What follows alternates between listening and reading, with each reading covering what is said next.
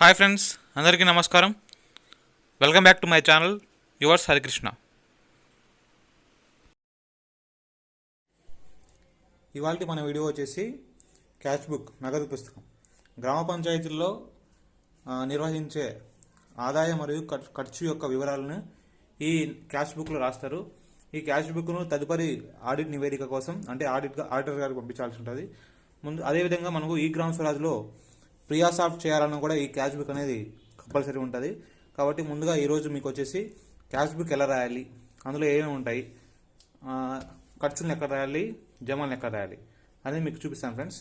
ఇది వచ్చేసి cash book ఈ విధంగా ఉంటుంది, నగదు పుస్తకం. ఇది ఓపెన్ చేయగానే మీకు ఫస్ట్ టాపిక్స్ అంటే ఏమేమి ఉంటాయో చూపిస్తాను మీకు. చూడండి, క్యాష్ బుక్లో ఎప్పుడు కూడా మనకి లెఫ్ట్ సైడ్లో జమలు ఉంటాయి, రిసిప్ట్స్. రైట్ సైడ్లో ఖర్చులు ఉంటాయి, డిస్బర్స్మెంట్స్ అన్ని ఖర్చులు ఉంటాయి రైట్ సైడ్లో. ఇప్పుడు చూడండి, మనకి ఇక్కడ జమలు చూస్తాము. ఈ జమల కింద మనకి ఏమొస్తాయి, మన యొక్క ఆదాయాలు వస్తాయి. మనకి ఆదాయాలు ఏమొస్తాయి, మన యొక్క ఇంటి పన్నులు, లైసెన్స్ ఫీజులు ఇవన్నీ వసూలు చేస్తాం కదా, అదొకటి. ప్లస్ ప్రభుత్వం నుంచి వచ్చే గ్రాంటీ ఎయిడ్స్, ఇవన్నీ కలిపి మనకి జమల కింద వస్తాయి. అదేవిధంగా మన ఎక్స్పెండిచర్లో ఖర్చుల్లో వచ్చేసి మన గ్రామ పంచాయతీ నిర్వహించే పనులకి డబ్బులు చెల్లించాల్సి ఉంటుంది. ఆ చెల్లింపులన్నీ కూడా ఖర్చులు వస్తాయి. ఇక్కడ చూడండి, మనకి ఫస్ట్ వచ్చేసి జమల్లో వచ్చేసి ఇక్కడ ఉండే టాపిక్స్ వచ్చి డేట్. ఫస్ట్ ముందుగా డేట్ ఉంది ఇక్కడ. దాని తర్వాత నెంబర్ ఆఫ్ ఐటమ్స్, ఇరుసాలు అంటే ఒక బిల్లో ఎన్ని ఐటమ్ అంటే సీరియల్ నెంబర్స్ ఉంటాయి కదా, 1 2 3 అనేసి, అదొకటి. పర్టికులర్స్ ఆఫ్ రిసిప్ట్స్, చలాన్స్, రిసిక్వెస్ట్ అంటే మనకి ఒక పేమెంట్ చేస్తాం, ఒక జమ వచ్చింది, ఖర్చు జమ వచ్చింది, ఆ జమ యొక్క డిస్క్రిప్షన్ అంటే ఏ విధంగా వచ్చింది ఏంటిది అనేసి ఇక్కడ ఈ కాలం రాయాల్సి ఉంటుంది. అదేవిధంగా అమౌంట్లో వచ్చేసి క్యాష్, ట్రెజరీ అకౌంట్, బ్యాంక్ అని ఉంటుంది. ఈ బ్యాంక్ అనే సెక్షన్ మనకి చాలా రోజుల నుంచి లేదు. ఎందుకు ఇప్పుడు మనకు ఉండేది ఓన్లీ ట్రెజరీ మాత్రమే. మనకి హెడ్ ఆఫ్ అకౌంట్స్ ట్రెజరీ ఉంటాయి కదా సిపిఎంఎస్లో, అక్కడే మనకి నగదు పడతా ఉంది. అక్కడ నుంచి డబ్బులు విత్డ్రా చేయడం అనేది జరుగుతుంది. కాబట్టి ట్రెజరీ మెయిన్ ఫోకస్ చేస్తాం. నెక్స్ట్ వచ్చేసి క్లాసిఫికేషన్స్, వర్గీకరణ, ఖాతా పద్ధతులు, ఇది వచ్చేసి జమల్లో ఉంటుంది. నెక్స్ట్ అదేవిధంగా పైన ఫర్ ది మంత్ ఆఫ్ చూడండి, నెల ఫర్ ది మంత్ ఆఫ్ ఉంది, అదొకటి. కింద ఖర్చులు వచ్చేసి డేట్, చెల్లించిన తేదీ, వోచర్ నెంబరు, పర్టికులర్స్ ఏ విధంగా చెల్లించాం అంటే దాని కంటెంట్ ఏంటి, డిస్క్రిప్షన్ ఏంటి ఉంటుంది, చెక్ నెంబర్, ఒకవేళ చెక్ ఇచ్చింటే చెక్ నెంబర్ అంటారు, రాస్తాము. ఇక్కడ cash, treasury account, bank account, classifications, ఈ విధంగా మనకి క్యాష్ బుక్ అనేది ఇది ఉంటుంది. అదేవిధంగా కింద వచ్చేసి ఆదాయము, ప్రారంభ నిల్వ మొత్తం, ఇక్కడ వచ్చేసి వ్యయము, ముగింపు నిల్వ మొత్తం. ఈ విధంగా క్యాష్ బుక్ అనేది రూపురేఖలు ఇది ఉంటుంది. ఇందులో మనం క్యాష్ బుక్ రాయాలంటే కొన్ని కావాల్సి ఉంటుంది. అదేంటంటే మనకి వచ్చేసి క్యాష్ బుక్ ప్రతి నెల అప్డేట్ చేసుకుంటూ ఉంటే ఎటువంటి ఇబ్బంది ఉండదు. చాలామంది సెక్రటరీలు ఎందుకు ఇబ్బంది పడతారంటే క్యాష్ బుక్ రాయడానికి ప్రతి నెల వారు అప్డేట్ చేయలేకపోతున్నారు. అప్డేట్ చేయకుండా ఏకంగా ఒకటేసారి సంవత్సరం మొత్తం కలిపి ఒకటేసారి రాస్తూ ఉంటారు. దానివల్ల కొంచెం కన్ఫ్యూజ్ అవుతారు. చాలామంది క్యాష్ బుక్ అంటే పెద్ద కష్టం అనుకుంటారు. చాలా సింపుల్ ఇది క్యాష్ బుక్ అనేది. మనం మంత్లీ అప్డేట్ చేసుకుంటే ఇంకా చాలా ఈజీ. సో ఫ్రెండ్స్, ఫస్ట్ మనకు కావాల్సింది వచ్చేసి సరే నేను ఇయర్లీ చెప్తున్నాను, ఇయర్లీ అంటే ఇయర్లీ ఒకేసారి మొత్తం ఎట్లా రాయాలో చెప్తున్నాను. మనకు కావాల్సింది వచ్చేసి స్టేట్మెంట్, అకౌంట్ స్టేట్మెంట్. మనకి పీడీ అకౌంట్ స్టేట్మెంట్ ఉంటాయి సిపిఎంస్లో, అది ఎలా తీసుకోవాలో మీకు ఆల్రెడీ వీడియోలో చెప్పాను నేను. పీడీ అకౌంట్ స్టేట్మెంట్లో మనకి general fund, 14th finance, 15th finance, 3 head of accounts ఉంటాయి. ఆ 3కి సంబంధించిన స్టేట్మెంట్స్ అనేవి మనం తీసుకోవాల్సి ఉంటుంది. ఇది చూడండి, ఇది 14th ఫైనాన్స్ యొక్క స్టేట్మెంట్. ఇది 2 ట్రాన్సాక్షన్స్ ఉన్నాయి 21-22 ఇయర్కి. అదేవిధంగా ఈ 15th ఫైనాన్స్ యొక్క ట్రాన్సాక్షన్, ఇది నేను మొత్తం పెన్తో రాసుకున్నాను, సీఎం చూసి చూడండి. ఇక్కడ డిస్క్రిప్షను, ఇది క్రెడిట్ అమౌంట్, డెబిట్ అమౌంట్. అదేవిధంగా జనరల్ ఫండ్, ఇది కూడా నేను పెన్తో రాసుకున్నాను మొత్తం, ఏ డేట్లో పడింది, posting date, description, credit, debit. ఈ విధంగా స్టేట్మెంట్ అనేది ఖచ్చితంగా పెట్టుకోవాలి. అదేవిధంగా మనకి బిల్స్ కూడా పెట్టుకోవాలి. కంటింజెంట్ బిల్స్ ఉంటాయి కదా ఎక్స్పెండిచర్లో, మనం ఏ బిల్స్ అయితే రెడీ చేసి అప్లోడ్ చేసి పేమెంట్ ఇచ్చామో ఆ బిల్స్ అనేది పెట్టుకోవాలి. ఎందుకంటే డిస్క్రిప్షన్ అనేది మనకి స్టేట్మెంట్ సిఎఫ్ఎంఎస్ స్టేట్మెంట్లో పూర్తిగా మనకి ఐడియా ఉండదు, పూర్తిగా తెలియదు. సింపుల్ స్టేట్మెంట్ ఒకటి పెడతాం, శానిటైజేషన్ అనేసి, కానీ దాంట్లో చాలా రకాల బిల్స్ పెట్టింటాం. ఆ బిల్స్ అన్నీ ఈ డిస్క్రిప్షన్లో ఉంటుంది చూడండి. ఈ బిల్స్ చూడండి, ఇది ఆఫీస్ మెయింటెనెన్స్, దాదాపు 10 రకాల బిల్స్, 10 రకాల ఐటమ్స్ అన్ని కలిపి ఒకటి బిల్ పెట్టాను. ఈ ఐటమ్స్ అన్ని మనం అప్డేట్ చేయాల్సి ఉంటుంది. కాబట్టి ఈ బిల్స్ అన్ని ఖచ్చితంగా ఉండాలి రాసేటప్పటికి. చూసుకోండి ఫ్రెండ్స్. ఫస్ట్ ఇది చూడండి ఫ్రెండ్స్, నేను ఫైనాన్షియల్ ఇయర్ 2021-2022 ఒక క్యాష్ బుక్ ఇది. ఫస్ట్ మనం ఏం చేయాలంటే, cash book April month start అవుతుంది. ఏప్రిల్ మంత్ స్టార్ట్ అవ్వగానే ఫస్ట్ ఏప్రిల్లో మనం ఏం చేయాలంటే, ఏప్రిల్లో ఇక్కడ చూడండి ఏప్రిల్ మంత్ రాశాను, ఏప్రిల్ 2021. ఏప్రిల్లో ఏ మంత్కైనా ఫస్ట్ మనకి ప్రారంభ నిల్వలు రావాలి, ఓపెనింగ్ బ్యాలెన్సెస్ అని. ఓపెనింగ్ బ్యాలెన్స్ అంటే ప్రారంభ నిల్వలు.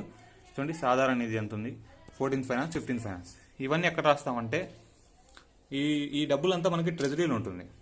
ఇది చూడండి ట్రెజరీ సెక్షన్. ఈ ట్రెజరీ సెక్షన్లో ఈ యొక్క అమౌంట్ అనేది అప్డేట్ చేయాలి. సాధారణ నిధి మా గ్రామ పంచాయతీ సంబంధించి 2021 ఏప్రిల్ నాటికి 86,306.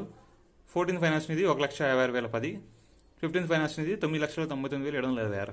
మొత్తం వచ్చేసి ఇంత అమౌంట్. ఇది వచ్చేసి మనకి ప్రారంభ నిల్వ. ఈ ప్రారంభ నిల్వని సేమ్ కింద ఇక్కడ చూడండి ప్రారంభ నిల్వ ఉంది కదా, ఈ ప్రారంభ నిల్వలో ఇక్కడ ట్రెజరీ సెక్షన్లో సేమ్ అమౌంటే రాస్తాం. ఇక్కడ ఏదైతే అమౌంట్ ఉందో అదే అమౌంట్ ఇక్కడ రాస్తాం ప్రారంభ నిల్వ. ప్రతి మంత్కి ఈ ప్రారంభ నిల్వ ఈ అమౌంట్ సేమ్ ఉంటుంది, అది గుర్తుపెట్టుకోండి. అదేవిధంగా ఖర్చులు మనకి జమలు అనేవి ఇటు సైడ్ రాయాలి మొత్తం. ఇది నాకు ఈ ఏప్రిల్లో వచ్చేసి 12th తారీఖు, ఏప్రిల్ 12th హౌస్ ట్యాక్స్ అనేది 2021 యొక్క అరియర్ అనేది 2000 నేను పే చేయమైంది. దానికి సంబంధించి జమలన్నీ ఇక్కడ రాశాను చూడండి. హౌస్ ట్యాక్స్ ఇయర్, దాని యొక్క ఏ హెడ్ జనరల్ ఫండ్ అనేసి ఇక్కడ అమౌంట్ రాశాను. మనం కొంతమంది చేస్తామంటే దీనికి వచ్చి చలాన్ నెంబర్ కూడా రాయొచ్చు. చలాన్ నెంబరు వీలైతే బిల్ నెంబర్ అంటే బిల్ నెంబర్ కూడా రాసుకోవచ్చు. అది మ్యానిటరీ కాదు, కొన్ని రాస్తే కూడా ఆడిట్ చేసేటప్పుడు ఆడిటర్కి చాలా ఉపయోగపడుతుంది. ఈ 2,000 అనేది మనకి ఆదాయం. ఇక్కడ ఆ 2,000ని ఇక్కడ చూడండి ఆదాయం సెక్షన్లో 2,000 ట్రెజరీ దాంట్లో 2,000ని అప్డేట్ చేసాం. ఇక్కడ మొత్తం వచ్చేసి మనకి ఈ మంత్ యొక్క ఆదాయం అంతా, ముందు ఓబీ అంతా ఈ మంత్లో మొత్తం కలిపితే ఇది మొత్తం. ఇది వచ్చేసి జమలు. నెక్స్ట్ ఖర్చులు వచ్చేసి సేమ్ ఇదే మంత్లో 9th 14th ఎఫ్సీ నిధుల నుంచి పేమెంట్ ఆఫ్ సీస్ ఛార్జెస్ చేస్తాను నేను. ఫస్ట్ మనం ఏం చేయాలంటే ఇక్కడ చూడండి డేట్ రాస్తాము. డేట్ రాసి హెడ్డింగ్ రాస్తాం. ఎక్కడి నుంచి అంటే ఏ హెడ్ నుంచి విత్డ్రా చేసాం, 14th ఎఫ్సా 15th ఎఫ్సా జనరల్ ఫండా రాసి ఇక్కడ ట్రెజరీలో ఎంత అమౌంట్ విత్డ్రా చేసాం అది అట్లా రాస్తాము. అదేవిధంగా దాని యొక్క డిస్క్రిప్షన్ అనేది కింద రాయొచ్చు, పేమెంట్ ఆఫ్ సీస్ ఛార్జెస్ అనేది సింపుల్ రాస్తాను. రాసిన తర్వాత దీని యొక్క అమౌంట్ మాత్రం క్యాష్లో రాయాలి. ఈ క్యాష్ అనేది ఈ ట్రెజరీకి వెళ్ళింది అనేసి దీని అర్థం. సబ్ హెడ్ కింద అంటే సబ్ సెక్షన్లో క్యాష్ సెక్షన్లో ఇది రాయాల్సి ఉంటుంది. బ్లూ పెన్ రాసింది చూడండి. మనకి ఈ రెడ్ బ్లూ అనేది ఊరికి ఐడెంటిఫికేషన్, అమౌంట్ ఎంత ఉంది ప్లస్ ఎంత పోయింది అనే దానికి రెడ్లో ఇండికేషన్ చేస్తాము. ఈ బ్లూ కలర్ అనేది ఎంత ఆదాయం వచ్చింది అదంతా బ్లూ కలర్లో చేస్తున్నాం మనం చూడండి. రెడ్ బ్లూ అనే కాదు, ఏదైనా 2 కలర్స్ ఐడెంటిఫికేషన్ కోసం బాగా. ఇక్కడ వచ్చేసి చెక్ నెంబర్ దగ్గర నేను ఈ బిల్ యొక్క టోకెన్ నెంబర్ రాసాను చూడండి. అంటే ఆడిటర్కి చాలా సులువుగా ఉపయోగపడేదానికి, సులువుగా గుర్తుంచడానికి, ప్లస్ ఫ్యూచర్లో మనం కూడా ఎప్పుడన్నా ఈ బిల్ అనేది ఏ హెడ్కి అంటే ఏ టోకెన్ నెంబర్ చూస్తే ఈజీగా మనం ఫైండ్ అవుట్ చేయొచ్చు. అక్కడ ఈ బిల్ నెంబర్ రాసాను. ఇది రాసిన తర్వాత కింద సేమ్ ఇది చూడండి ట్రెజరీలో వ్యయం వచ్చేసి సేమ్ అమౌంట్ 133,282. ముగింపు నిల్వ. ఈ ముగింపు నిల్వ ఎలా రాస్తామంటే ఇక్కడ జమల్లో మొత్తం సెక్షన్ ఉంది కదా, ఈ మొత్తం అమౌంట్లో నుంచి ఇక్కడ ఖర్చుల్లో వచ్చిన ఈ వ్యయం మైనస్ చేస్తే ఈ ముగింపు నిల్వ అని వస్తుంది చూడండి. 12,44,092 రూపీస్ నుంచి 1,33,328ని తీసేస్తే 11,10,764 వచ్చింది. ఇది ముగింపు నిల్వ. ఏప్రిల్ మంత్కి ఇది ప్రారంభ నిల్వ, ఇది ముగింపు నిల్వ. ఈ మొత్తం వచ్చేసి చూడండి, ఈ వ్యయము ప్లస్ ముగింపు నిల్వ అనేది ఈ మొత్తానికి ఇక్కడ మొత్తానికి 2 టాలీ అవ్వాలి ఖచ్చితంగా. ఇక్కడ టాలీ అవ్వలేదంటే మనం ఏదో మిస్ చేసింటాము, అది చూసుకొని ఖచ్చితంగా ఇది టాలీ అవ్వాలి. ఈ అమౌంట్ ప్లస్ ఈ అమౌంట్ మొత్తం సేమ్ ఉండాలి. ఇక్కడ ముగింపు నిల్వ వచ్చేసి ఇక్కడ మొత్తంలోంచి ఈ మైనస్ చేస్తే ముగింపు నిల్వ వస్తుంది. మొత్తం వచ్చేసి ఇది. ఈ విధంగా జమలు ఖర్చు లాయాలు ఉంటుంది. నెక్స్ట్ నాది ఈ మంత్ చూడండి, నాకు ఈ మంత్లో ఇప్పుడు ఇంకోటి వచ్చేసి మనకి నెక్స్ట్ మంత్కి ఓబీలు ఓపెనింగ్ బ్యాలెన్స్ చూసుకోవాలి. Opening balance. ఇక్కడ మనకి అప్డేట్ అవుతూ ఉంటాయి, సాధారణ నిధి ప్లస్ 14 ఫైనాన్స్ అన్నీ అప్డేట్ అవుతూ ఉంటాయి. ఇక్కడ చూడండి, నాకు లాస్ట్ మంత్లో హౌస్ ట్యాక్స్ 2000 యాడ్ అయింది, ఇక్కడ ఎన్ఆర్ఎఫ్ఎల్కి 2000 యాడ్ అయింది, దానికి ప్రారంభ నిల్వ మారింది. ఇన్ కేస్ ఇక్కడ జనరల్ ఫండ్లో నుంచి కూడా నేను అమౌంట్ విత్డ్రా చేసింటే ఖర్చుల్లో, అప్పుడు ఏం చేస్తామంటే మీకు ఇంకోసారి చూపిస్తామండి, ఆల్రెడీ ఉంది ఇది. ఇక్కడ చూడండి, ఇది జూలై మంత్ది. జూలై మంత్కి ఓబీ వచ్చేసి జనరల్ ఫండ్ ఇది 14 ఫైనాన్స్, ఇది 15 ఫైనాన్స్, ఇది టోటల్ వచ్చే అమౌంట్. ఇక్కడ మనకి జనరల్ ఫండ్లో 4 పర్ హెడ్ గ్రాంట్, ₹4 గ్రాంట్ అనేది ఫస్ట్ క్వార్టర్లో ఇంత అమౌంట్ పడింది. ఈ జమ రాసాము. టోటల్ ప్రారంభంలో ముందు ఉంది ఈ టోటల్. ఎక్స్పెండిచర్ చూడండి, 14 ఫైనాన్స్లో ₹5 డ్రా అయింది, జనరల్ ఫండ్ నుంచి 6500 డ్రా అయింది. ఈ 6500 చూడండి, 4 వర్క్స్ ఉన్నాయి, చూపిస్తాను.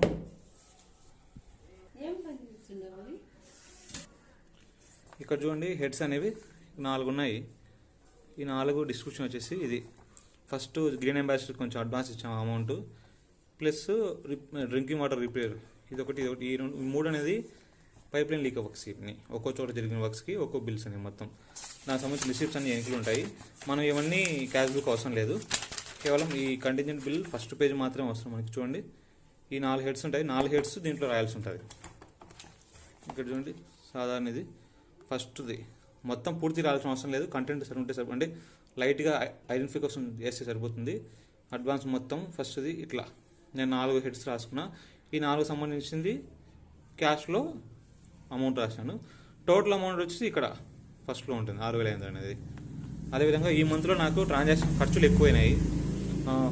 14 ఫైనాన్స్లో ₹5 డ్రా అయింది, అదొకటి. జనరల్ ఫండ్లో 1, 2 ప్లస్ 3, 4,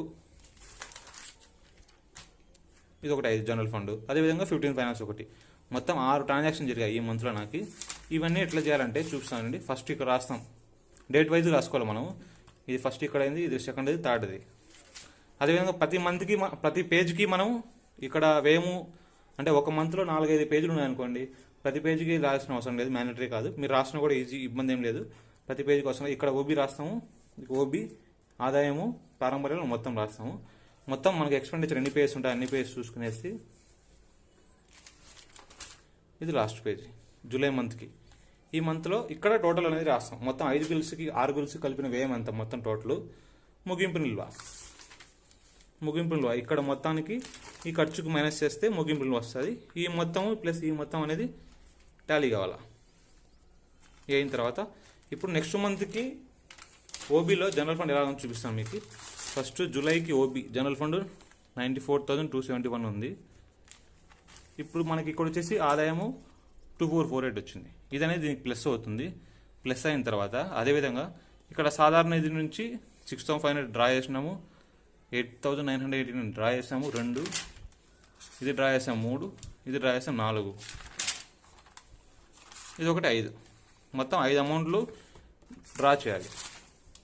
ఈ 94,000 ప్లస్ 2000 అయితే 96,000 వస్తాయి. 96,000 నుంచి ఈ అమౌంట్ అని లెస్ చేస్తే మనకి ఇక్కడ జనరల్ ఫండ్ ఓపెన్ బ్యాలెన్స్ 46,000 వచ్చింది. ఇట్లా జనరల్ ఫండ్ మొత్తం ప్రారంభంలో అనేది క్రాస్ చెక్ చేసుకోవాలి ప్రతి మంత్కి కూడా. అదేవిధంగా 14 ఫైనాన్స్కి 22,677 వచ్చింది. ఇక్కడ చూడండి 22,682 ఉంటే ఇక్కడ ₹5 అనేది గవర్నమెంట్ విత్డ్రా చేసింది. అది పోగా మనకి 22,677. అదేవిధంగా 15th ఫైనాన్స్లో ఇంత అమౌంట్ ఉంది. ఇక్కడ మనకు జమలు ఏం లేవు 15th ఫైనాన్స్ సంబంధించింది, కానీ ఖర్చులు ఉన్నాయి. చూడండి ఖర్చు 40,000 బ్లీచింగ్ వేసినాం కాబట్టి ఈ 40,000 లెస్ చేస్తే ఈ వచ్చే అమౌంట్ ఈ అమౌంట్ ఇక్కడ ఈ వచ్చే నిల్వలో ఇక్కడ ప్రారంభ నిల్వ 2 సేమ్ ఉండాలి. ఇంకోటి గుర్తుపెట్టుకోండి, ఇక్కడ ప్రారంభ నిల్వ వచ్చేసి గత నెల యొక్క ముగింపు నిల్వ, గత నెల యొక్క ముగింపు నిల్వ ఈక్వల్ టు ఈ నెల యొక్క ప్రారంభ నిల్వ, ఈ 2 సేమ్ ఉండాలి. అది గుర్తుపెట్టుకోండి మనం. ఓకేనా ఫ్రెండ్స్? ఈ విధంగా అయిన తర్వాత ఈ విధంగా ఇటు సైడ్ జమలు, ఇటు సైడ్ ఖర్చులు రాస్తాం. ఇన్ కేస్ మనకి ఖర్చులు జమలు ఏం లేవనుకోండి, ఇక్కడ ఈ విధంగా రాసుకుంటాయి. ప్రతి మంత్కి ఓబీ కన్ఫామ్ రాసుకోవాల్సి ఉంటాయి ప్రతి మంత్లో. ఇక్కడ జమలు లేకపోతే జమలు లేవని రాస్తాం. ఇక్కడ ఆదాయం 0 వస్తుంది ఆ టైంలో. ప్రారంభ నెలలో మొత్తము 2 సేమ్ ఉంటాయి. ఈ ప్రారంభ నిల్వ ఇది సేమ్ ఉంటాయి. అదేవిధంగా ఖర్చులు ఏం లేవు ఈ మంత్లో, నాకు సెప్టెంబర్లో ఖర్చులు కూడా ఏం లేవు. దానికి వ్యయం 0 రాస్తాము.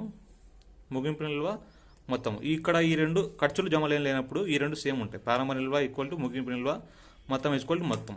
ఈ విధంగా జమలు లేకపోతే జమలు లేవని రాసుకోండి, ఖర్చులు లేకపోతే ఖర్చులు లేవని కూడా రాసి పెట్టాలి. దీంట్లో ఈ మంత్ కూడా ఏం లేవు. అదేవిధంగా ఇక్కడ చూడండి, మనకి ఇక్కడ జమలు అయినా ఎక్కువ వచ్చేసినాయి. 20th 11లో 15th ఫైనాన్స్ యొక్క టైడ్ అమౌంట్లో ఫస్ట్ ఇన్స్టాల్మెంట్ పడింది. అదేవిధంగా per capital grant, sarpanch honorarium, professional tax ఇవన్నీ మనకి మొత్తం వచ్చేసి ఈ జమలు మనకి ఇక్కడ ఈ జమలన్నీ ఇక్కడ ఆదాయం కింద వస్తుంది. ప్రారంభ నిల్వ ముందుది, ముగింపు నిల్వ ఇవి మొత్తం వచ్చిన తర్వాత అంతా కలిపి రాస్తాము. ఇక్కడ ఇక్కడ ఈ సైడ్ ఇది ఆదాయం చెప్తుంది, ఇదంతా ఖర్చులు చూసుకోవాలి. ఇక ఈ విధంగా అనేది మనకి క్యాష్ బుక్ అనేది రాస్తాము ప్రతి మంత్కి. యాక్చువల్గా రాసి చూపించేవాడిని, కానీ రాసి చూపిస్తే ఎక్కువ టైం అవుతుంది ఇంకా, అందుకే నేను రాసి దాన్ని ఎక్స్ప్లెయిన్ చేస్తున్నాను మీకు. లాస్ట్లో మనం ఏం చేస్తామంటే మార్చిలో రాస్తాము. మార్చ్ మంత్కి వచ్చేసి ఇక్కడ సాధారణ ఇది అంటే ఫిబ్రవరి ఖర్చులు జమ అయిన తర్వాత వచ్చే అమౌంట్ మార్చ్లో ఓపెనింగ్ బ్యాలెన్స్ ఇదంతా. నాకు అప్పటికి 15th ఫైనాన్స్ 0 అయిపోయింది. మొత్తం గవర్నమెంట్ డ్రా చేసుకుంది కాబట్టి అంతా వచ్చింది. 14th ఫైనాన్స్ కూడా 0 అయిపోయింది. కానీ నాకు గత 3 years నుంచి ఒక అమౌంట్ అనేది దీంట్లో జనరల్ ఫండ్ అమౌంట్ కొంచెం అనేది 14th ఫైనాన్స్లో యాడ్ అవుతూ వచ్చింది. ఈ అమౌంట్ అనేది మిస్ మ్యాచ్ అయింది. కానీ దీన్ని అట్లే కంటిన్యూ చేస్తాను, ఎందుకంటే క్యాష్ బుక్ అనేది తేడా రాకూడదు. మనం దీన్ని ఆడిటర్ గారికి చెప్పేసి ఈ అమౌంట్ అనేది రీకన్సిలేషన్ చేయించాలి. ఇయర్ ఖచ్చితంగా చేయిస్తామని. ఈ రీకన్సిలేషన్ చేసిన తర్వాత ఇది కూడా 0 అయిపోతుంది. 14th 15th 0 అయిపోతుంది.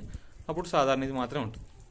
ఇక్కడ మనకి మార్చ్లో హౌస్ ట్యాక్స్లు ఎంత జమ అయింది రాస్తాము. ఇది రాసిన తర్వాత ఇక్కడ మనకి మార్చ్ ఎండింగ్, మార్చ్ ఈ లాస్ట్లో వచ్చేసి ఒకవేళ ఆడిటర్ యొక్క ఆడిటింగ్ అయిపోతే ఏప్రిల్కి మనం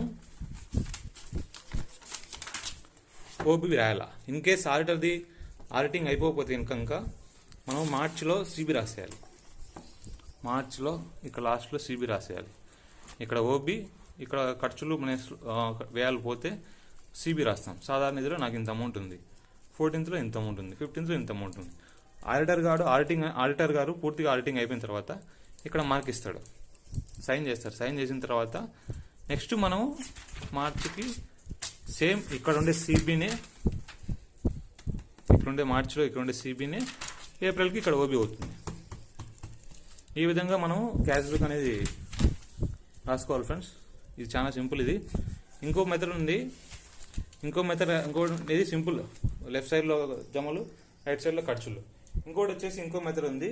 అక్కడ ఏం చేస్తారంటే చూడండి ఫ్రెండ్స్, ఇప్పుడు జమలన్నీ లెఫ్ట్ సైడ్ రాసిన తర్వాత ఈ క్యాష్ అమౌంట్లో ఈ ఖర్చులు అన్నీ ఉన్నాయి కదా, మనకి ఆగస్టులో ఖర్చులు వచ్చేసి 43,000 ఖర్చు ఉంది. ఈ ఖర్చు అనేది మొత్తం ఇక్కడ క్యాష్లో రెడ్ పెన్తో రాస్తారు. అంటే లెఫ్ట్ సైడ్లోనే వచ్చేసి ఈ కింద ఆదాయం చూపిస్తారు, అదేవిధంగా ఇక్కడ ఖర్చు కూడా చూపిస్తారు. అది ఇంకో మెథడ్. యాక్చువల్గా ఈ మెథడ్ చూసి చాలామంది క్యాష్ బుక్ అంటే చాలా పెద్ద ఇది అనుకుంటారు. అందుకనేసి దాన్ని పెద్దగా నేను కూడా పట్టించుకోలేదు. కానీ అది కూడా నాకు ఈజీనే, సింపులే. కానీ మీకు స్టార్టింగ్ స్టేజ్లో ఉంటారు కాబట్టి చాలామంది ఇది సింపుల్గా రాయడానికి ఇది లెఫ్ట్ సైడ్లో జమలు, రైట్ సైడ్లో ఖర్చులు, ఇంతటితో సమాప్తం చేస్తాము. ఇంకో మెథడ్ ఏమంటే దాన్ని ఎక్స్ట్రా అడ్వాన్స్డ్గా ఈ ఖర్చులను కూడా ఇక్కడ లెఫ్ట్ సైడ్లో రాయొచ్చు. లెఫ్ట్ సైడ్లో ఇక్కడ రాయొచ్చు. అట్లా రాస్తే కన్ఫ్యూజ్ అవుతారు చాలామంది. అందుకనేసి ఓన్లీ లెఫ్ట్ సైడ్లో జమలు, రైట్ సైడ్లో ఖర్చులు. ఈ విధంగా అనేది క్యాష్ బుక్ అనేది పూర్తి చేసుకోవాలి ఫ్రెండ్స్. లాస్ట్లో కన్ఫర్మ్ చేసుకోండి. సిబి అనేది సేమ్ ఉండాలి. ఇంకోటి వచ్చేసి మనం క్యాష్ బుక్ రాసేటప్పుడు ఓబీ అనేది ఖచ్చితంగా చెక్ చేసుకోండి. ఓబీ ఏప్రిల్ నాటికి నాకు ఇంత అమౌంట్ సేఫ్ అనేది చూపిస్తూ ఉంది. ఈ ఓబీ అనేది ఖచ్చితంగా టాలీ చేసుకోవాలి. ఈ ఓబీకి ఇక్కడ సిబికి ఇవన్నీ టాలీ చేసుకున్న తర్వాతే మీరు క్యాష్ బుక్లో పెన్ పెట్టండి. ముందుగా ఏం చేస్తారంటే స్టేట్మెంట్ అన్ని తీసుకునేసి పెన్సిల్తో రఫ్గా రాసుకోండి అంతా. జమలు ఖర్చులు రాసుకున్న తర్వాత లాస్ట్లో మనకి ఇక్కడ సిబి వచ్చేసరికి టాలీ అయింది అనుకోండి, ప్రస్తుతం ఈ రోజుకి మనకున్న అమౌంట్ ఇక్కడ టాలీ అయింది అనుకోండి, ఇక మీరు నిర్భయంగా డైరెక్ట్గా క్యాష్ బుక్ రాసుకోవచ్చు. క్యాష్ బుక్ డైరెక్ట్గా పెన్ను పెట్టి మళ్ళీ దాన్ని పెంట చేసుకోవద్దండి, అంటే రఫ్ చేసి. కాబట్టి ముందుగా పెన్సిల్తో వేసుకునేసి అంతా ఓకే అనుకుంటే తర్వాత పెన్తో వేసేయండి. ఈ విధంగా అనేది క్యాష్ బుక్ రాయాలి ఫ్రెండ్స్. Thank you. ఇంకోటి చెప్పడం మర్చిపోయాను ఫ్రెండ్స్, కొన్ని బుక్స్లో మనకి ఎంబుక్ ఉంటుంది, ఎంబుక్ వాల్యూస్ ఉంటాయి. ఈ ఎంబుక్ను కూడా ఖచ్చితంగా ఇక్కడ నమోదు చేయాలి. చూడండి, ఇది రాసాను నేను, ఈ టైటిల్ హెడ్ ఇది, దాని యొక్క బిల్ నెంబరు వేసిన తర్వాత కింద అమౌంట్లలో ఇక్కడ నాకు సెకండ్ దానికి ఎంబుక్ ఉంది. ఇక్కడ ఏం చేస్తామంటే repair to SP set near మార్తం వచ్చింది, అంటే డ్రింకింగ్ మోటార్ రిపేర్ ఉంటే ఆ కంటెంట్ రాశాను సింపుల్గా. రాసిన తర్వాత దీనికి సంబంధించి ఎంబుక్ నెంబర్ కూడా ఉంది. ఎంబుక్ నెంబర్ ఇది 5283-A/2019. ఏ పేజెస్లో ఉంది? ఫ్రమ్ పేజెస్ 19-20 పేజెస్లో ఈ ఎంబుక్లో ఈ వర్క్కి సంబంధించిన కంటెంట్ అనేది ఉంది కాబట్టి అని సింపుల్గా మనం పెడితే కనుక ఆడిటర్కి ఇంకా చాలా ఈజీగా అవుతుంది. ఫ్యూచర్లో మనం ఎప్పుడైనా అంటే మన తర్వాత వచ్చే సెక్రటరీలు ఎవరైనా తర్వాత కూడా సింపుల్గా ఐడెంటిఫై చేసుకుంటారు. ఈ విధంగా ఎంబుక్స్ అనేవి కూడా దీంట్లో రికార్డ్ చేయాలి, ఎంబుక్స్ నెంబర్ కూడా ఇందులో నమోదు చేయాలి. ఇది చెప్పడం నాకు మర్చిపోయాను, ఇది కూడా గుర్తుంచుకోండి. Thank you. Please to like and share the videos friends, and also subscribe the channel. Thank you.